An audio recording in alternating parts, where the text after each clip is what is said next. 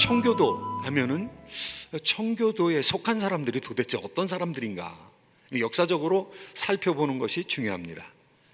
그 당시에 16세기, 17세기 청교도들이 열심히 활동하던 그 당시의 영국은 계급사회였습니다. 왕이 있었고요, 왕 밑에 귀족들이 있었습니다.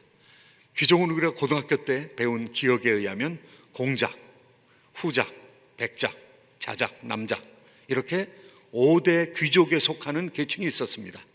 그런데 청교도들은 거기에 들어가지 않은 사람입니다.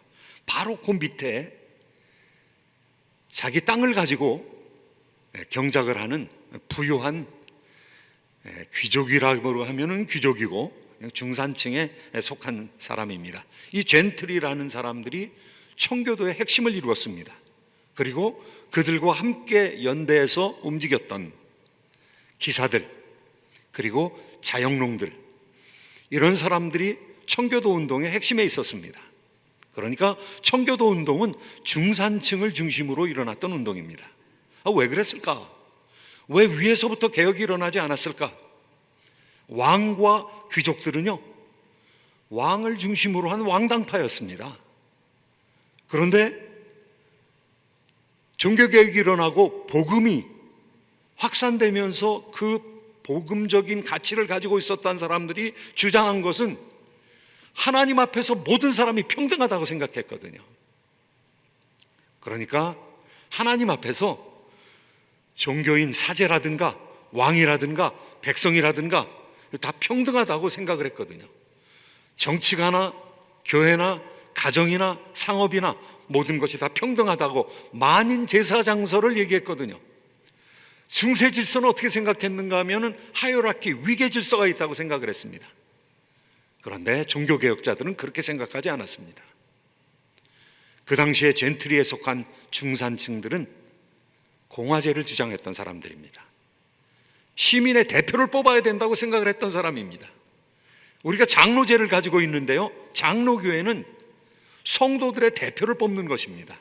그리고 성도들의 대표를 통해서 당회를 구성하고 그 당회 정치를 통해서 교회를 운영하겠다는 생각이었던 것이죠. 그러니까 중산층들이 우리의 대표를 뽑아서 대표를 통해서 정치해야 된다고 생각했던 사람들이니까 그 당시에는 민주정치의 기반을 이루었던 사람들입니다. 공작이나 백작이나 자작이나 남작이나 후작이나 이런 사람들은요, 왕당파였습니다. 왕에게 속한 사람들이었습니다. 그 사람들은 어마어마한 부를 가지고 있었고 귀족적인 신분을 가지고 있는 사람이었기 때문에 왕이 통치해야 된다, 이렇게 생각을 했던 사람이죠. 그렇지 않다, 백성들의 대표를 뽑아가지고 시민의 대표들이 통치해야 된다, 정치적으로 부딪혔던 것입니다. 그런데 그 핵심에 있었던 사람들이 이 하부 귀족이라고 할 수 있는 젠트리, 이 젠트리를 중심으로 해서 청교도 운동이 시작됐던 것이죠. 청교도 혁명에 의해서 나라가 뒤집혀 버렸습니다. 그리고 의회 정치가 꽃을 피우게 되었습니다. 혼돈에 빠지기도 했지만은요, 의회 정치가 꽃을 피우게 됐습니다. 그 젠트리들은, 그 청교도들은 어떤 생각을 가지고 있었는가 하면은 결혼이라는 것은 애 낳기 위해서 존재하는 것이 아니다. 결혼에 있어서 가장 중요한 것은 교제다라고 얘기했어요. 부부간의 교제고 사랑이라고 얘기했습니다. 마치 하나님께서 사랑이신 것처럼, 성삼위 하나님께서 삼위일체로 존재하시는 것처럼 부부가 사랑 안에서 일체가 되어서 존재한다고 생각을 했고요, 그리고 부부들에게는 특별한 사명이 있다고 생각을 했습니다. 그 부부가 중심으로, 사랑을 중심으로 이루어지는 가정, 자식을 낳게 되는데요, 그 자식들에게 신앙을 전파해야 된다고 생각을 했던 것이죠. 그러니까 신앙생활을 교회에 맡긴 것이 아니었습니다. 신앙생활을 가정에서 해결해야 된다고 생각을 했던 것이죠. 그래서 특별히 부부는, 그 중에서도 가장은 자기 자녀들의 영혼에 대해서 책임을 져야 하는 목회자라고 생각을 했던 것이죠. 교회에 나가기 전에, 그 당시에 성공회, 그 당시에 개신교에 나가기 전에 자녀들을 가정에서 회심시켜야 된다고 생각했던 사람들입니다. 그래서 결혼은 일찍 이루어지면 안 된다고 생각했던 것이죠. 그 당시에 우리나라는 조혼제도를 택하였습니다. 10대가 되면 결혼했습니다. 그런데 영적인 권위를 가지기 위해서는, 이 영적으로 지도적인 사역을 감당하기 위해서는 일찍 결혼하면 안 된다고 그랬습니다. 영적으로 본인이 성숙해야 되기 때문에, 그래야 자녀들을 영적으로 교육시킬 수 있기 때문에. 그래서 초기에 17세기 초반에 이 뉴잉글랜드에 들어와 있었던 그 청교도들은 자기네들끼리 우리가 너무 일찍 결혼하면 안 된다. 여자도 마찬가지다. 왜냐하면 영적인 사역을 감당해야 되니까, 영적인 지도자가 돼야 되니까, 그러니까 우리는 조혼은 반대한다, 이렇게 얘기를 했고요. 평균 그들이 결혼했던 연령이 24세라고 합니다. 여성도 너무 어린 때에 결혼하지 않도록 하였습니다. 영적인 좋은 질서를 만들어내기 위해서, 좋은 가정을 만들어내기 위해서 이 청교도들이 굉장히 힘을 썼던 것이죠. 특별히 남편은 영적인 권위를 유지해야 된다고 생각을 했던 사람들입니다. 자기 자녀들을 잘 돌보되 자기 자녀들의 영혼을 돌아보았던 것이죠. 이 아들이 구원을 받았는가, 이 딸이 하나님 앞에 온전히 세워졌는가, 헌신되었는가, 이것을 가정에서 교육을 했던 것입니다. 그래서 청교도 퓨리탄이라고 할 수가 있었던 것이죠. 오늘 우리가 본문 말씀을 읽었습니다. 본문 말씀은 로마 사람 고넬료에 관한 말씀입니다. 그런데 이 고넬료가 자기 가정을 잘 책임졌던 사람이죠. 고넬료가 구약을 알고 있었습니다. 아마 구약을 알았더라면 구약 가운데서 혹시 이런 말씀을 읽지 않았을까 싶습니다. 잠언에 나오는 부모가 자녀를 책임져야 된다는, 부모가 자녀들의 영적인 상황을 책임져야 된다는 이 말씀을 읽지 않았을까요? 잠언 1장 8절부터 9절까지의 말씀입니다. 함께 읽도록 하겠습니다. 내 아들아, 내 아비의 훈계를 들으며 내 어미의 법을 떠나지 말라. 이는 내 머리에 아름다운 관이요 내 목에 금사슬이니라. 아버지가 영적으로 훈계자가 되었다는 것이죠. 어머니가 영적으로 지도하는 자가 되었다는 것이죠. 그런데 고넬료 가정에서 바로 그렇게 했습니다. 고넬료는 경건한 사람이었습니다. 아마 유대교 신자가 되었던 것 같아요. 자기는 이탈리아 부대라는 그런 부대의 백부장이었는데, 백부장이면 지금으로 말하면 한 대위 정도 되는 사람이죠. 대위 정도 돼서 중대장 정도, 한 120명 정도 사람을 거느리는 그런 군인입니다. 그런데 그 군인이 유대 땅에 들어와서 살면서 하나님을 알게 되었어요. 하나님을 알게 되면서 하나님께 기도하게 되었습니다. 항상 기도했다고 얘기하고 있는데요, 아마 적어도 3번은 기도했을 것입니다. 9시에, 그리고 12시에, 오후 3시에. 성경에서는요 3시에, 6시에, 9시에 기도했다. 3번 정도는 계속 기도하고 기도하는 삶을 살았을 것입니다. 그런데 기도하는 것뿐만이 아니라 그가 열심히 구제했다는 것이죠. 오늘 말씀 가운데 보니까요, 고넬료가 어떻게 생활했는가가 나오고 있는데, 사도행전 10장 1절부터 2절까지 말씀 다시 한번 읽어보시도록 하겠습니다. 가이사라에 고넬료라 하는 사람이 있으니 이탈리아 부대라 하는 군대의 백부장이라. 그가 경건하여 온 집안과 더불어 하나님을 경외하며 백성을 많이 구제하고 하나님께 항상 기도하더니. 하나님을 경외하는 자였다는 것이죠. 유대교 신자였다는 것이죠. 군인이었는데, 부대의 백부장이었는데, 그런데 집안과 더불어 자기 집에 종들이 있었겠죠. 그리고 자기 집에 자녀들이 있었겠죠. 그런데 집안과 더불어, 가족들과 더불어, 집안의 가솔들, 같이 먹고 사는 식구들이 있었을 터인데 그들과 더불어서 하나님을 섬겼다고 얘기하고 있습니다. 이방 땅에 들어와서 하나님을 알게 된 것입니다. 그런데 하나님께서 자기 자신이 살아계시다는 사실과 이 세상을 통해서 역사하고 있다는 사실과, 그리고 하나님께서 주실 선물이 있다는 것을 하나님의 사자를 통해서, 천사를 통해서 권고하고 있는 것을 볼 수가 있습니다. 사도행전 10장 3절부터 4절까지 보니까 하나님께서 영향력을 미치시는데요, 하나님께서 자신의 능력을 체험하게 하시는데 천사를 보내셨어요. 3절 말씀, 4절 말씀 한번 같이 읽어보도록 하겠습니다. 하루는 제9시쯤 되어 환상 중에 밝히 봄에 하나님의 사자가 들어와 이르되 고넬료야 하니 고넬료가 주목하여 보고 두려워 이르되 주여 무슨 일이니까? 천사가 이르되 내 기도와 구제가 하나님 앞에 상달되어 기억하신 바가 되었으니. 하나님께서 자신의 사자를 보냈습니다. 천사를 보냈습니다. 그래서 그 사자가 나타나서, 천사가 나타나서 고넬료야, 여기 누가가 기록하기는요, 고넬료가 어떤 사람이냐 하면은 구제를 많이 했던 사람이라는 것입니다. 항상 기도했던 사람이라는 것이죠. 그런데 천사가 나타나서 뭐라고 얘기하는가 하면은 내 기도와 구제가 하나님께 상달되었고 기억하신 바가 되었다. 이 순서가 참 재밌더라고요. 누가는 구제를 먼저 쓰고 그 다음에 기도를 썼습니다. 사람의 눈에 보기에는요, 구제가 굉장히 중요한 거죠. 그리고 기도는 뭐 사적인 거니까, 고넬료가 잘 보이지 않는 데서 열심히 기도했을 테니까. 그런데 천사는 뭐라고 얘기하는가 하면은 내 기도와 구제가 하나님께 상달됐다. 그리고 하나님께서 기억하신 바가 되었다. 하나님께서 기억하셨다. 그런데 기도는 하나님께 직접 올라오는 거 아니에요. 그러니까 천사는 기도를 먼저 얘기하고 있습니다. 우리가 삶을 살아가면서 두 가지를 다 붙들어야 되는데요, 하나님 사랑과 이웃 사랑인데, 하나님께서는 기도는 자신한테 올라오는 거니까 하나님의 사자를 통해서 내 기도와, 그리고 구제는 이웃을 향하는 것이니까 그것도 하나님이 사랑하는 백성들을 향해서 구제하는 것, 이 두 가지가 다 중요한데 천사가 강조하는 것이, 사람이 강조하는 것이 이게 좀 다르구나 라는 생각을 할 수가 있습니다. 중요한 것은 이것을 기억하셨다는 것이죠. 하나님께서 기억하셨다는 것이죠. 참 놀라운 말씀입니다. 우리가 행하고 있는 것을 하나님께서, 기도하는 것, 골방에서 기도하는 것 하나님께서 들으신다는 것이죠.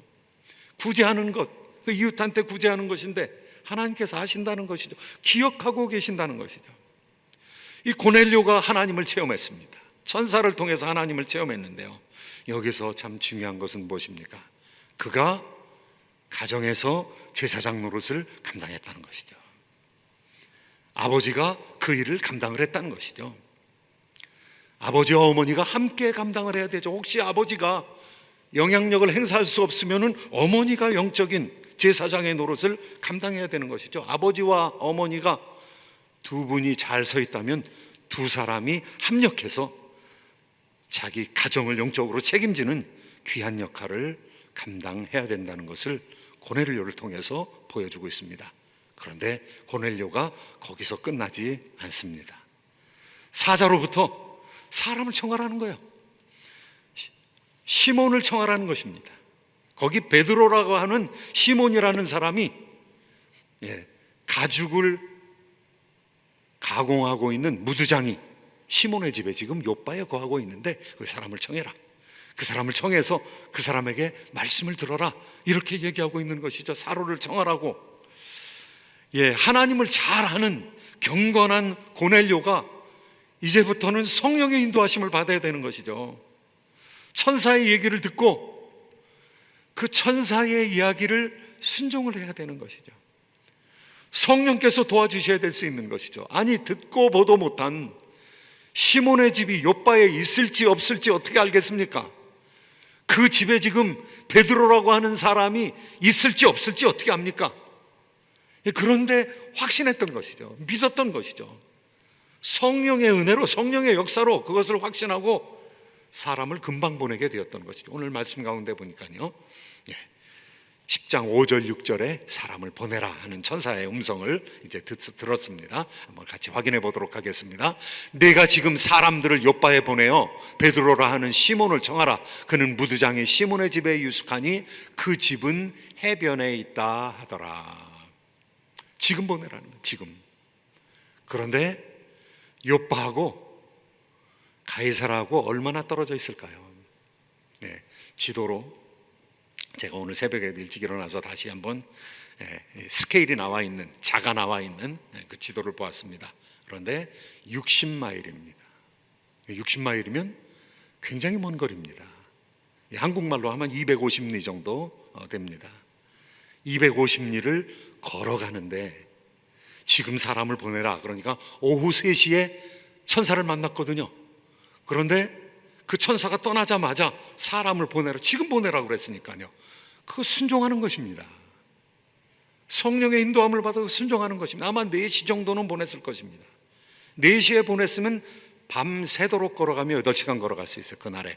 그리고 그 다음 날 12시 정도에 식사를 할 즈음에 돼가지고 욥바에 이르렀으니까 20시간 동안 걸어간 겁니다.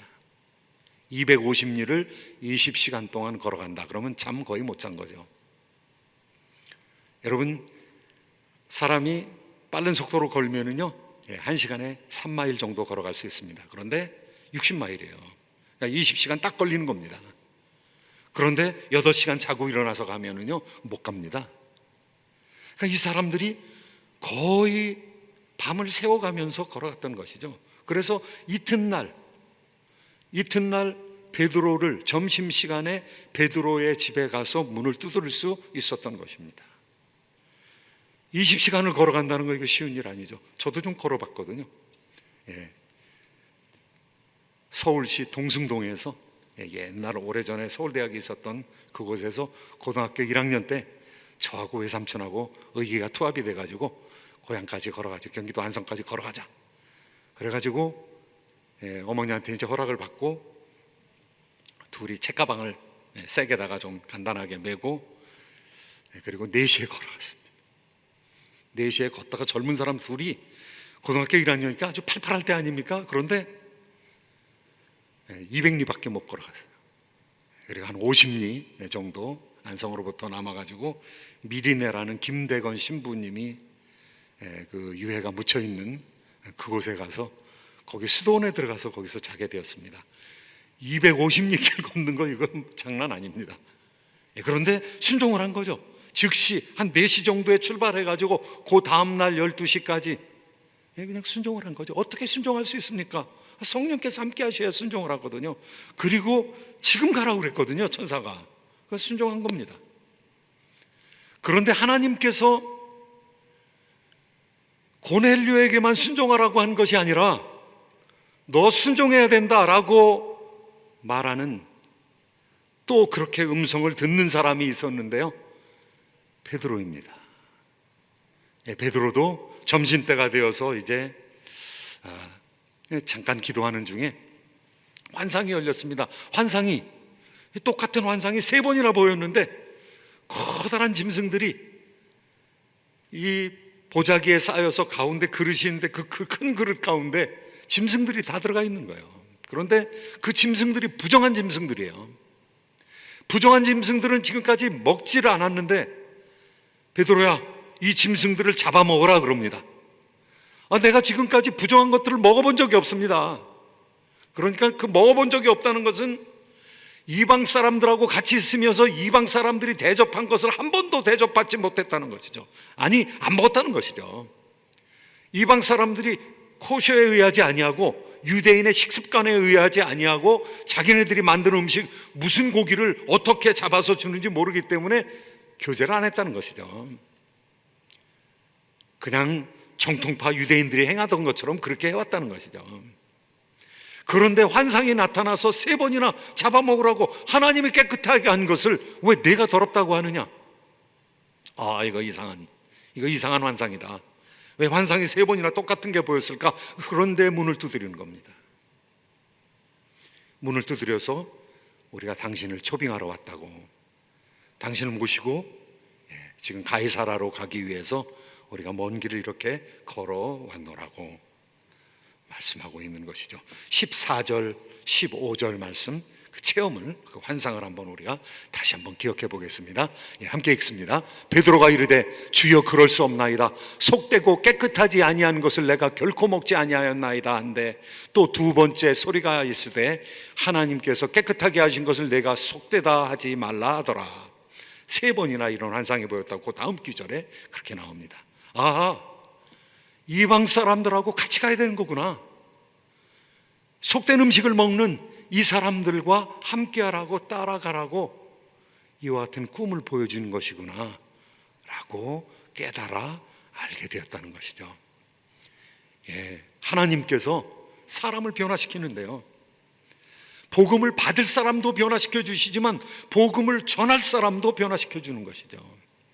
지금 이방인들에게 복음이 전파되고 있습니다. 그런데 사람이 잘나가지고 내가 하나님의 뜻을 알아가지고 복음을 전하는 것이 아니라 하나님께서 이니셔티브를 쥐고 계시는 것이죠. 성령께서 감동하시는 것이죠. 성령께서 환상을 보여주시고 그 환상에 따르라고, 내가 잡아먹으라고, 이방인들과 같이 식사하라고, 교제하라고, 그리고 그들이 너를 불러왔으니까 그들을 따라가라고 사람의 마음을 바꿔주시는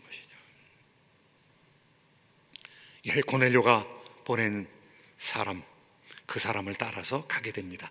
그리고 하나님의 놀라운 역사, 이 복음을 통해서 구원받는 놀라운 성령의 은혜와 예수 그리스도의 복음이 전파되는 역사가 계속해서 이어지고 있습니다.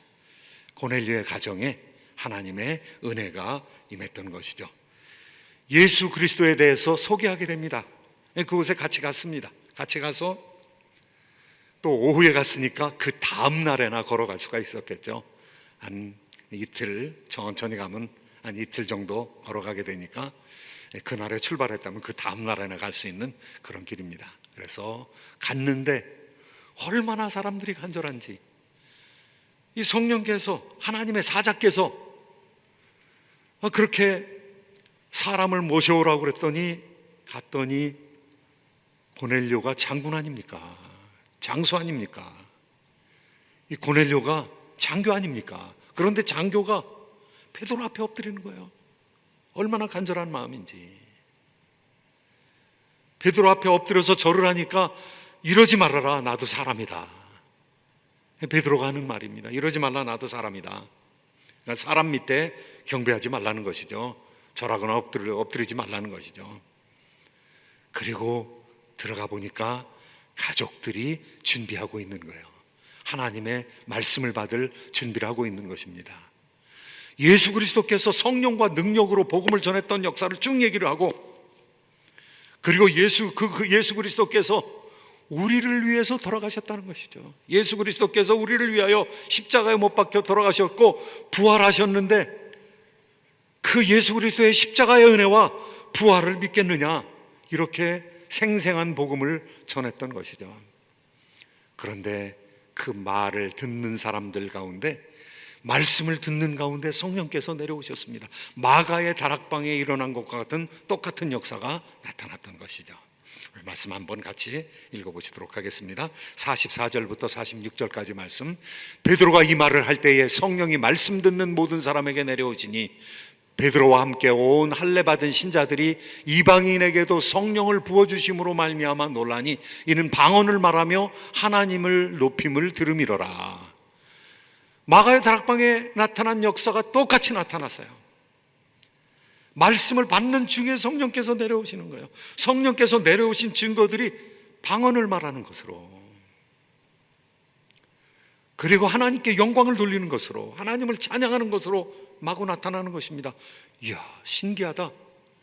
어떻게 유대인들에게 나타났던 일이 이 로마 사람들한테 그대로 나타나느냐? 하나님께서 성령 부어주심을, 특별히 이방인들에게 성령 부어주심을 알게 되었던 것이죠. 그들에게 세례를 줄 수밖에 없었습니다.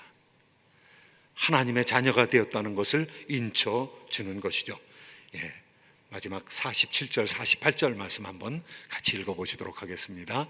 이에 베드로가 이르되 이 사람들이 우리와 같이 성령을 받았으니 누가 능히 물로 세례 베품을 금하리요 하고 명하여 예수 그리스도의 이름으로 세례를 베풀라 하니라. 그들이 베드로에게 며칠 더 머물기를 청하니라. 복음을 받았습니다. 예수 그리스도께서 구세주 되신 것을 믿게 되었습니다. 그리고 세례까지 받았습니다. 로마 사람들로는 최초로 변화받은 사람들인 것이죠. 고넬료의 가족과 아마 그 주변에 있는 병사들과 그리고 그 가정의 일꾼들, 이 사람들이 함께 다 세례를 받고 성령 충만함을 받을 수 있었던 것이죠. 고넬료는 청교도가 말하고 있는 아버지의 역할을 충실히 감당한 사람입니다. 사실 장로교는 청교도의 전통을 이어받은 사람들입니다. 아이들이 처음 나서 처음 체험하게 되는 교회는 가정이라는 것이죠. 가정에서 부모가 자기 자녀들을 영적으로 확인해야 된다는 것이죠. 이 아이들이 예수를 믿는가 안 믿는가 이거 확인해야 된다는 것이죠. 한번 여러분에게 묻습니다. 여러분이 가장 사랑하는 가족, 우리가 많은 것을 투자한 우리 자녀들이 지금 예수님 믿고 있습니까? 우리가 사랑하는 부모님들, 이 부모님이 예수님 믿고 있습니까? 주변에 있는 일가와 친척들 한번 돌아보아 주시기 바랍니다. 만약에 그들이 하나님 앞에 서서 나한테 복음 전해주는 사람이 없어서 내가 못 믿었습니다, 그러면 그 책임이 누구한테 돌아오겠습니까? 우리가 책임이 무서워서가 아니라 우리가 정말 좋은 것을 받았다면 주변에 있는 사람한테 당연히 전해야 되지 않겠습니까? 우리가 연속극을 보아도 이거 정말 재밌다, 우리가 어느 식당에 가서 좋은 음식을 먹으면 여기 한번 꼭 가봤으면 좋겠다, 아니면 투고해가지고 자녀들이나 가족들한테 갖다 주지 않습니까? 구원받는 복음인데 우리가 자녀들한테, 우리 부모님들한테 이거 안 전하면 우리가 죄인이죠. 사랑하는 성도 여러분, 청교도 부부, 청교도 부모, 많은 것을 얘기할 수 있습니다. 그런데 한 가지만 딱 얘기한다면 가장 중요한 거, 우리 자녀들이 지금 복음에 서 있는가? 우리의 부모님이 복음에 서 있는가? 저도 집안 식구들을 쭉 둘러보니까요, 사촌, 육촌, 팔촌 쭉 돌아보니까 미심쩍은 사람이 하나 있어요. 미심쩍은 사람이 거의 다 믿었는데 미심쩍은 사람이, 그 미심쩍은 사람은 확인을 해야 되는 거죠. 확인을 해야 되겠다라는 생각을 가지게 되는 것이죠. 사랑하는 성도 여러분, 저희들에게 귀한 특권과 그리고 의무가 있습니다. 그것은 우리 주변에 있는 사람들을 복음으로 변화시키는 일입니다. 청교도들은 이거를 부모님이 한다고 생각을 하고 부모 손에서 끝내버렸어요. 그리고 교회에 가는 것은 2차적인 더 성숙을 위해서 교회에 보냈던 것이죠. 저는 부모님으로부터 영향을 받지 못했습니다. 저는 친구를 통해서 교회에 가서 복음을 듣게 되었고, 그 복음을 가지고 들어와서 부모님에게 소개를 했습니다. 그분들의 마음이 열려서 다 믿게 되었기 때문에 얼마나 감사한지요. 마지막엔 돌아가시기 전에 할아버지께서 믿고 돌아가셔서 얼마나 감사한지요. 암으로 돌아가는 종조 할머니 옆에 내가 밤에 밤잠을 같이 자면서, 할머니 예수님 이름 불러보세요, 예수님을 영접시켰던 기억이 얼마나 새로운지요. 사랑하는 성도님들을 통해서 가족 구원을 이루시고 또 친척들에게까지도 복음이 확실하게 전파되는 이 청교도 부부의 역사가 우리 가운데 충만하기를 예수님의 이름으로 축원드립니다.